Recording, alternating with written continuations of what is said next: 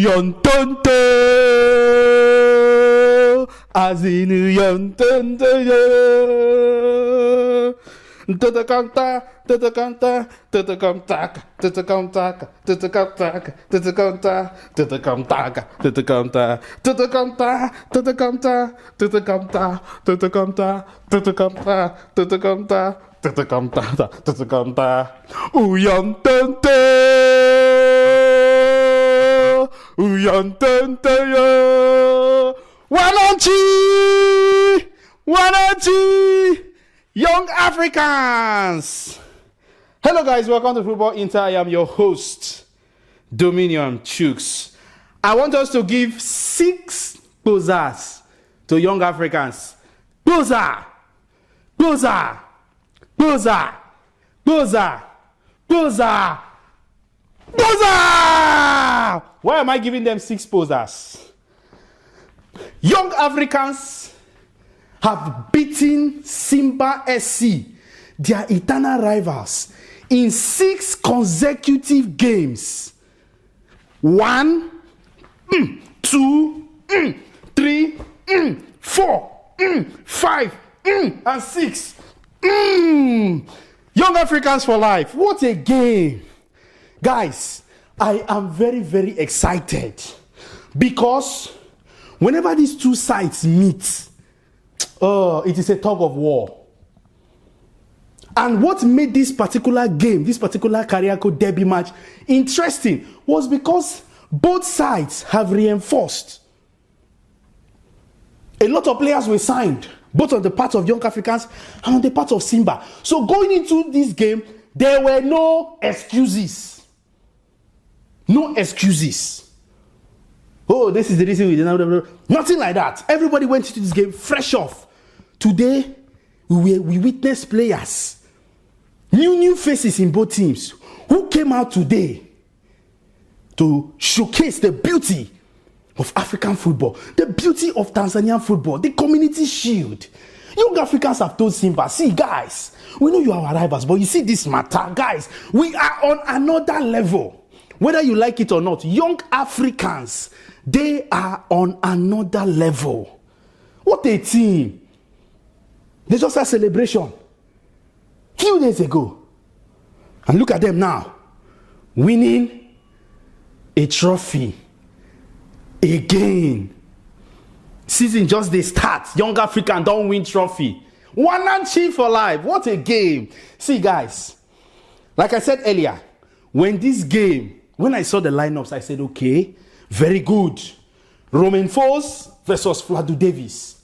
Coming into this one, Simba, we are looking to make a statement because they know that before this game, young Africans are beating them 5 times, and they came all out. Even when Fladu Davis was interviewed about this game, he made a statement. He said, see, Simba is not under any form of pressure. We are not under pressure. We will just come, do what we know how to do best, and see how we can get the victory. When Romain Folz was interviewed, Romain Folz said, we understand what it is like to play this kind of important game. And we have much respect for our opponents. But we have to come in and do what we need to do. And that is exactly what happened today. Did you see the stadium? Benjamin Mkapa Stadium was filled to the brim. We saw the Simba fans, we saw the Yanga fans. If you were in the stadium today, you will feel the electricity. You will feel see, whenever these two teams meet, it's not a small thing. It is a battle of elephants. It is a battle of lions. It is a battle for supremacy. And today, young Africans again beat Simba SC, which of course has been 6 consecutive wins. Kai, this one will really pain Simba. That is the truth. But going into the game today, I saw 2 sides that were hungry to make a statement. From the very first beginning of this game, the very first minute of the game, the both sides went all out. The both teams went all out. We could see, in fact, in the first half of the game, it remained small. Kibu Dennis had an opportunity to put Simba SC forward, but he missed a golden chance. Of course, kudos to Diarra, who was, you see, one thing I love about Diarra is this. Diarra is one goalkeeper that is full of so much anticipation. Diarra is not a dog, he's an active, he's like in anticipation now water. When that ball came to Kibu Dennis, he read it, he came out before Dennis knew what was happening. Before he could even take a shot, the ball was taken off from him by Diarra. That is how a goalkeeper is supposed to be. And of course, to Kamara, the goalkeeper of Simba, he too was exceptional today. He was excellent. He made some very good saves. Same thing with both keepers were so good. First half of the game, we saw both teams. Young African players, they had some opportunities to score some goals. Players like Dube had opportunity. I mentioned Kibu Dennis earlier and some other opportunities. We saw that header. I've forgotten the name of that Simba player who the ball was crossed and he headed the ball. And it was Diarra who saved that ball into the corner. Everybody was struggling to see how they can. And the first half of the game ended. Almost at that point, I knew that this game needed a tactical turnaround. And that was what happened. Coming into the second half, then came the moment. The moment at the 53rd minute, one player that has always been a pain in the ass of Simba. I'm talking about Le Professor Pacome Zouzoua. This guy has been a pain. When you go to Simba now, mention Pacome Zouzoua. Omo, it's as if you are carrying needle to pinch them, because this guy is one player that whenever he's on the pitch performing, he's on another level. At times we ask ourselves, Omo, we need to check this Pacome and know what kind of player he is. What is the driving force behind this young man? We saw that goal at the 53rd minute, which many people were saying that was an offside goal. That was an offside goal. See, listen, the truth of the matter was that my own thoughts, I actually looked at that ball very, very well.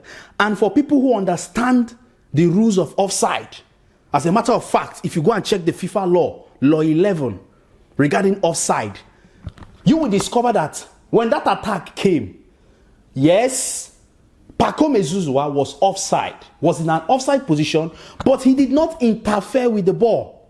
The rule says there must be an interference. There was no interference. Pacome did not interfere with the ball. Who got the ball? It was Maxime Zengeli. After the scrambling there, Zengeli got the ball, shot it. He shot the ball, but somehow the goalkeeper was able to bring it out. And then Pacome, who had now gotten back into an onside position, slotted the ball in. It was a goal. That's exactly what happened. And if you check the laws of FIFA regarding offside, that goal was a goal. Because he never interfered with it from the beginning. Yes, it was offside, but he didn't interfere. Zengeli got the ball, hit it for a rebound, and before you know it, Pacome had already come back onside, slotted it in. Clean goal. So, for me, I don't see any reason why there should be so much fuss about this online, because it was clear. And by the way, the referee was not far from where it happened. The linesman saw it and he did his job. So for even the goalkeeper to Kamara to go to him and start, he got his yellow card. You don't talk to officials that way. Even if you want to protest, there are ways you can do it. Beautiful goal. When that goal got in, 1-0, Omo, Simba SC did not give up. They kept pushing. But kudos to the dogged defense of young Africans. They were dogged in the defense. And that was how they saw out this match. 1-0. Omo, guys, young Africans have already started their season by winning a trophy, the Community Shield. Did you see? Guys, I was so excited. Seeing even Hussein, the former Simba player, which day when come young African, Bram, Baba don't carry trophy.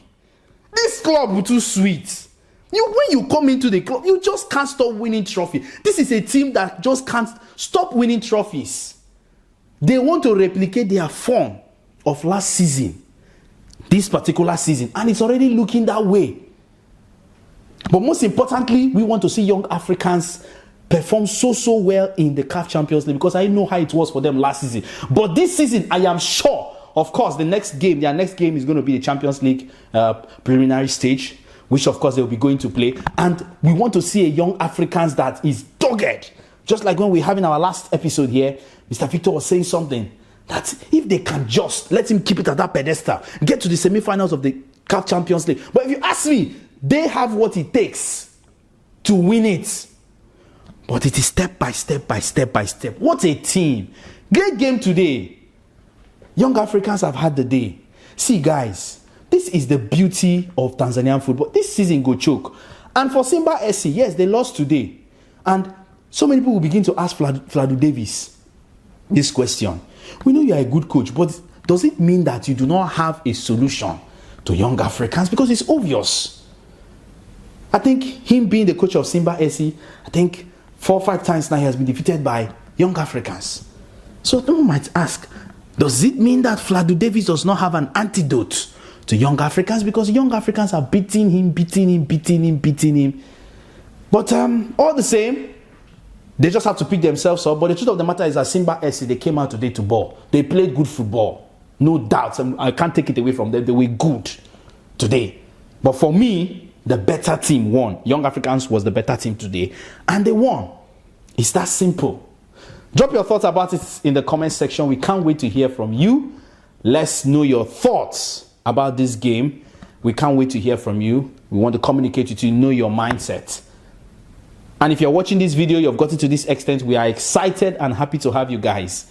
Do well to hit the subscribe button and, of course, the notification bell so you don't get to miss any of our content. And to those of you as subscribers, thank you so much for being with us, for supporting us, and being with us all through the way. I want to encourage you guys to keep liking our videos, just like you've always been doing. Keep sharing.